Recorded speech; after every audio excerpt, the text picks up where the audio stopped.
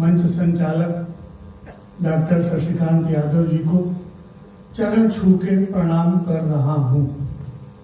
वो इसलिए कि तुलसी बाबा ने लिखा है, बंदव प्रथम असज्जन चरणा। शुभ काम शुरू करने के पहले दुष्टों को प्रणाम कर लेना चाहिए।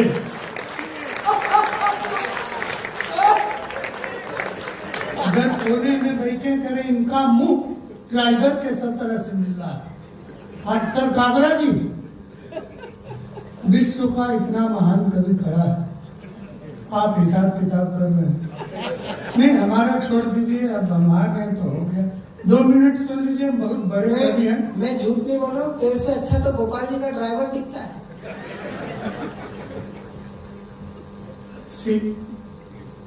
सियासत आ गई होती तो रहबर हो गए होते। क्या बात। सियासत आ गई होती तो रहबर हो गए होते, जरा सी चमचई आती तो घर भर हो गए होते। किसी के प्यार में पड़ करके ऐसे हो गए, वरना अभी बीजेपी में रहते गवर्नर हो गए। हम पहली बार लंदन गए तो 40 अंग्रेज लाके आगे बैठा दिए। तो कभी से सुनाइए, ये आदरणीय संचालन कर रहे, हमको अंग्रेजी नहीं आती और उनको हिंदी नहीं आती। हम कुछ भी पढ़ रहे हैं, वो चुपचाप खा रहे हैं, अपना मुंह बना के रखते हैं। अब वहां अगर पंडित जम के दिखाओ, क्या जमे, उनको तो भाषा ही नहीं आती।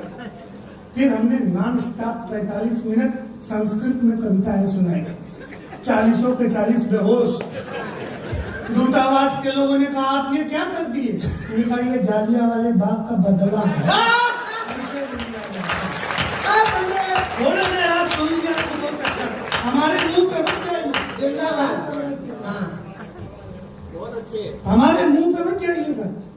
मुंह भले हमारा ड्राइवर की तरह से, लेकिन हम कवि बहुत अच्छे हैं। ऐसा नहीं है कि जन्म से इसी तरह से है। पैदा हुए थे तो बहुत खूबसूरत थे, बाद में सरकार ने आधार कार्ड बना दिया, फिर हमको आधार कार्ड के हिसाब से अपना मुंह रखना पड़ता है, कहीं लाल, कहीं काला, कहीं पीला।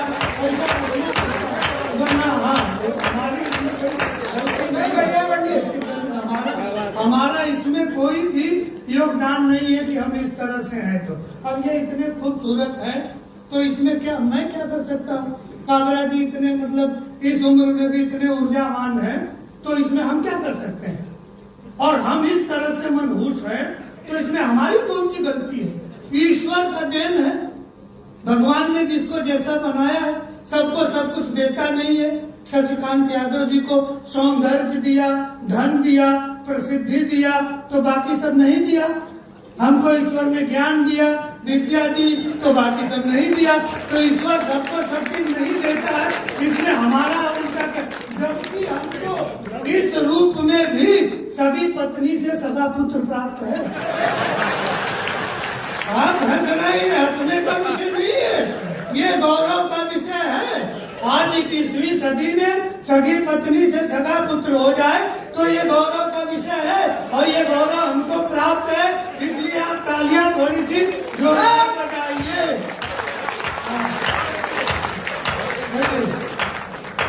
अभी तक व्यवस्था में ही लगे हुए थे। सुव्यवस्थित तरीके से दुर्व्यवस्था फैलाने को प्रजातंत्र कहते हैं। जितना बढ़िया तरीके से आप दुर्व्यवस्था फैला रहे हैं। 26 बरस के बाद मैं यहाँ आया, क्योंकि इसके पहले किसने बुलाया ही नहीं। इसका मतलब ये नहीं कि मैं साधारण कवि हूँ, मैं साधारण कवि हूँ नहीं, मैं बहुत बड़ा कवि हूँ और बहुत बढ़िया कवि हूँ। आपको लग रहा है ऐसा क्यों कह रहा है? मोदी जी ने कहा है, आत्मनिर्भर बनो। अपनी प्रशंसा खुद करो। हम जब अपनी प्रशंसा खुद नहीं करेंगे तो कोई भी यादव उनको कह देगा ही ड्राइवर की तरफ से, जबकि हम जानते रहो फिलोसफर हैं, सामान्य आदमी है नहीं।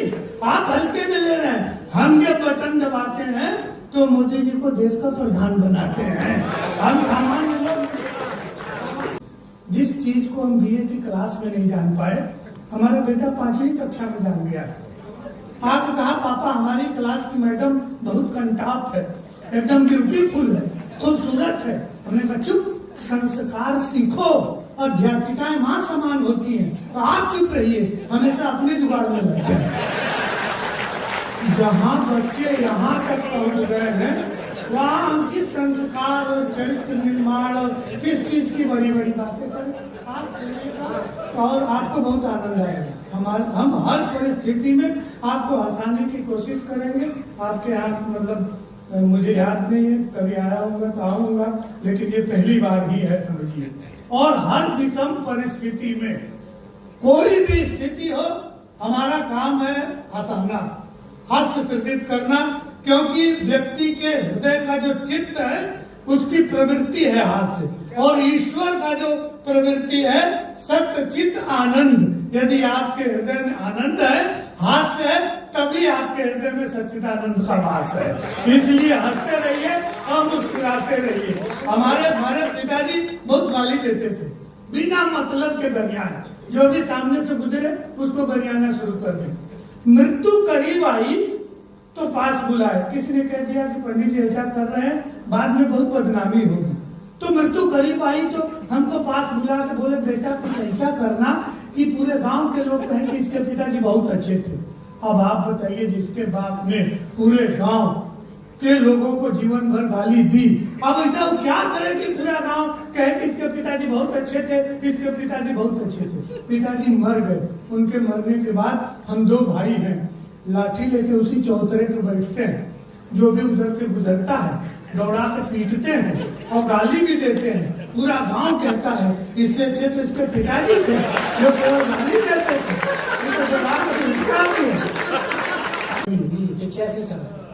85 साल के जब दादा हो गए तो यमराज का मिसकाल आया, आपका कार्यकाल पूरा हो गया। तो हमने सनातन धर्म के हिसाब से पूछा कि दादा कोई अंतिम इच्छा हो तो बताओ। हिंदुस्तान का बुजुर्ग, मृत्यु करीब है, अपनी अंतिम इच्छा बताता है, सुनिए। कि मेरे खानदान के बड़े बुजुर्ग दादा बोले प्रतिदिन गंगा में नहाना चाहता हूँ मैं, वाह, और बाकी बचे जीवन को भोले की शरण जाके राम राम जप के गवाना चाहता हूँ मैं। कि जैसे तैसे मेरी बीत गई ये जवानी, आशा राम सा बुढ़ापा न बिताना चाहता हूँ मैं।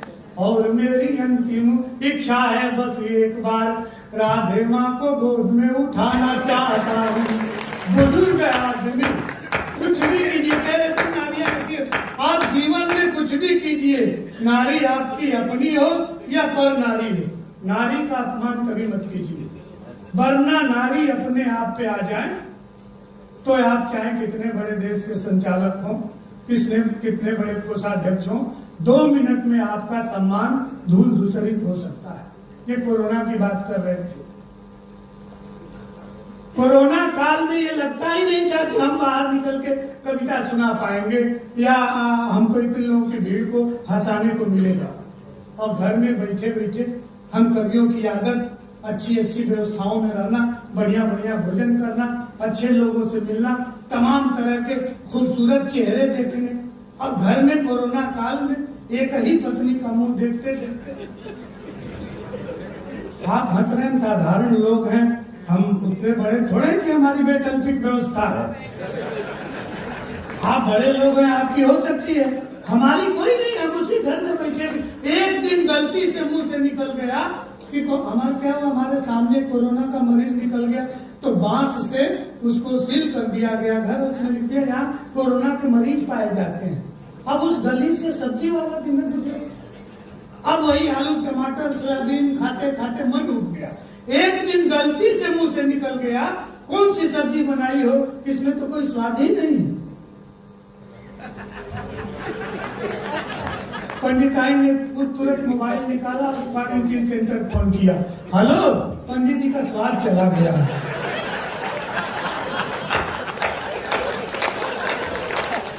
अच्छा, लोग गाड़ी उड़ी लेके सब आ गए। हम कह रहे कि नहीं भाई, एक बार सब्जी भी चेक कर लीजिए। चुप रही, इतने बड़े कवि की पत्नी और खुद बोलेंगी, जरूर आपका स्वाद चला गया। वहां ले जाने के बाद अब वहां ले गए थे पकड़ के। अब हॉस्पिटल में एक खूबसूरत सी नर्स। इस पूरे विश्व में दो ही लोग चरित्रवान हैं, एक मैं और एक नरेंद्र मोदी। हम दोनों आदमी ने आज तक अपनी पत्नी को भी गलत दृष्टि से नहीं देखा कभी। वहां जाने के बाद खूबसूरत नर्स पूछ रही है, आप कितने लोगों के संपर्क में आए हैं? आप हंस के ताली बजा रहे हैं। जो कभी ठीक से कभी सम्मेलनों के चक्कर में अपने घर के संपर्क में नहीं रहा, उससे नर्स पूछ रही है कि कितने लोगों के संपर्क में आए हैं। अब यहाँ जो है मामला उदास का है, अब यहाँ आज पैदा होता है। हम देखा संपर्क में आए हैं, सास के संपर्क में आए हैं, ससुर के संपर्क में आए हैं, साले के संपर्क में आए हैं, साली के संपर्क में आए, सास के संपर्क। एक ही क्वारंटीन सेंटर में 14 दिनों तक पूरे ससुराल को क्वारंटीन कराने वाले सभी तालियां जोरदार बजाएंगे। आनंद का विषय अब आता है। जब पूरा खानदान एक ही वार्ड में आ गया, तब पत्नी ने धीरे से कोहनी मारी और कहा कि ए जी, हम ही उस दिन सब्जी में नमक डालना भूल गए थे। तो एक बात आपको सुनाते सुनिए, मृत्यु पे हंस। बात हम मृत्यु की करेंगे, आपको हंसी आएगी। मृत्यु ऐसा विषय है जिसमें हंस आ नहीं सकता, लेकिन हमारी कोशिश देखिएगा और आनंद लीजिएगा। आप बहुत अच्छे श्रोता हैं, मैं आपको विश्व का सर्वश्रेष्ठ श्रोता मान के सुना रहा हूँ। आप मुझे ब्रह्मांड का सबसे महान कवि मान के सुनिए। सुनिए, बहुत अच्छे लोग हैं, बहुत बड़े लोग हैं, इतने अच्छे लोग मिलते नहीं। आप छंद सुनिए। हमारे गांव में 1985 के बाद बिजली आई, टेलीविजन खरीदा गया। आनंद लीजिएगा कि नया नया टीवी जब घर में खरीदा गया, हाथ में रिमोट ले पसर गए बाबूजी। कि नया नया टीवी जब घर में खरीदा गया, हाथ में रिमोट ले पसर गए बाबूजी। और 4 बजे भोर से ही धर्म की बात सुन आस्था की नदी में उतर गए बाबूजी। कि वसन विहीन तन तरुणी का देख देख केश रंगवा कर संवर गए बाबूजी। ईटीवी भी टीवी देखने की चक्कर में ब्लड प्रेशर बढ़ा तो गुजर गए बाबूजी।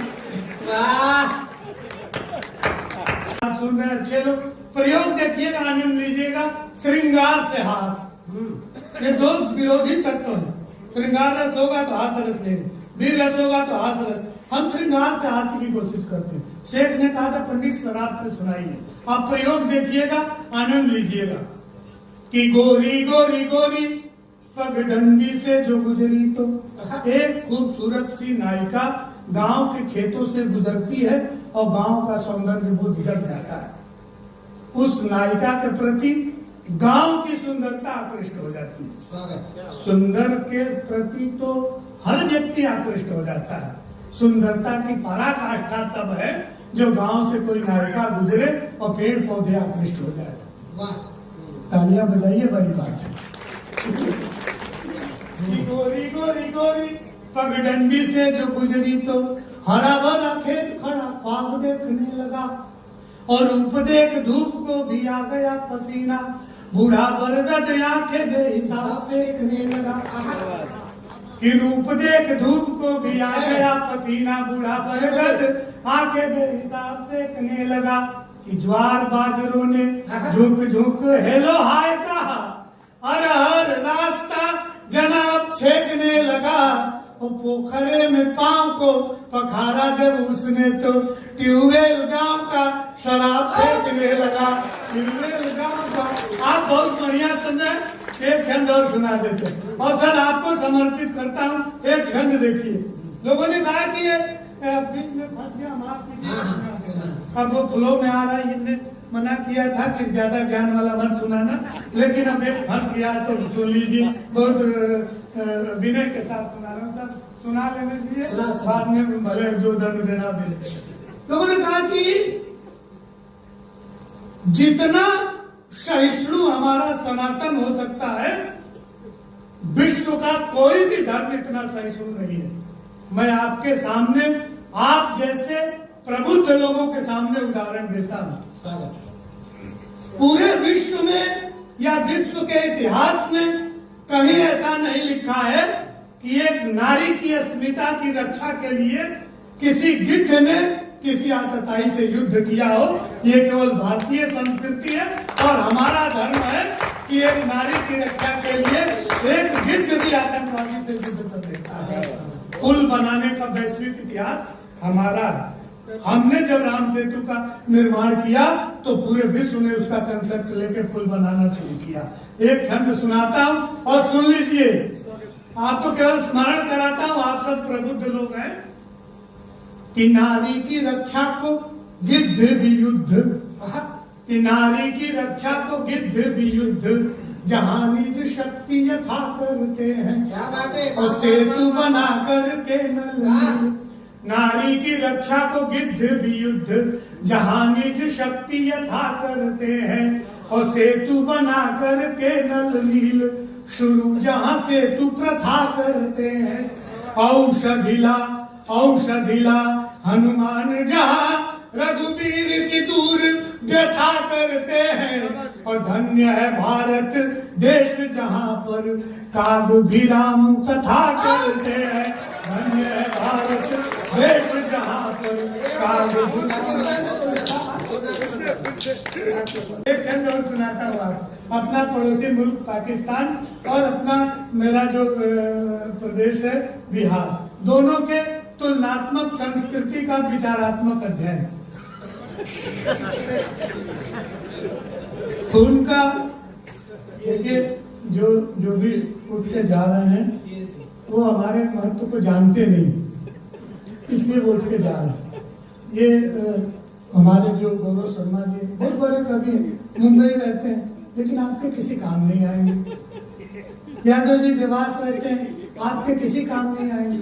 लेकिन जब भी आप कभी काशी घाट किनारे आइएगा तो हम आपके हमेशा काम आएंगे।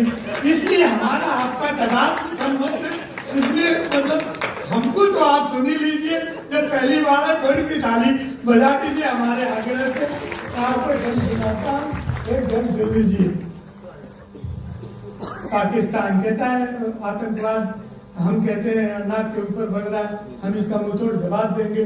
हम करते कुछ नहीं, केवल भाषण देते हैं। सुनिए, अभी चंद में भी केवल भाषण है लेकिन आपका आनंद आएगा कि जितना तू बढ़ चढ़ बोलता है पाक प्यारे, उतने आवारे यहाँ कुत्ते भूख देते हैं। क्या बात। देशभक्ति है, दोनों से तुलना हो रही है कि जितना तू बढ़ चढ़ बोलता है पाक प्यारे, उतने आवारे यहाँ कुत्ते भूख देते हैं। और तेरे कारखाने धुआं जितने की फेंकते हैं, उतने की लोग यहाँ बीड़ी फूंक देते हैं। तेरे कारखाने धुआं जितने की फेंकते हैं, उतने की लोग यहाँ बीड़ी फूंक देते हैं। कि पाक कभी हिंद के बराबर न हो सकेगा, आज तुझे उत्तर हम ये अचूक देते हैं। और जितने की दाल रोटी खाते पाकिस्तान वाले, उतने बिहारी खा तमाकू थूक देते हैं।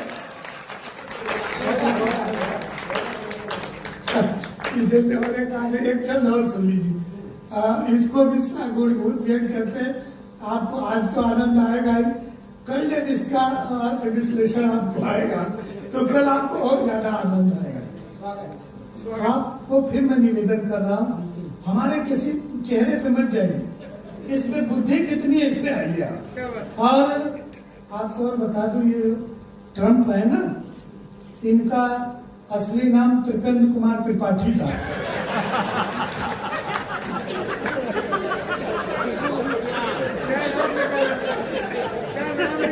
हमारे सर हमारे मौसी के लड़के के ससुर है, तो इसलिए हमारा परिचय है।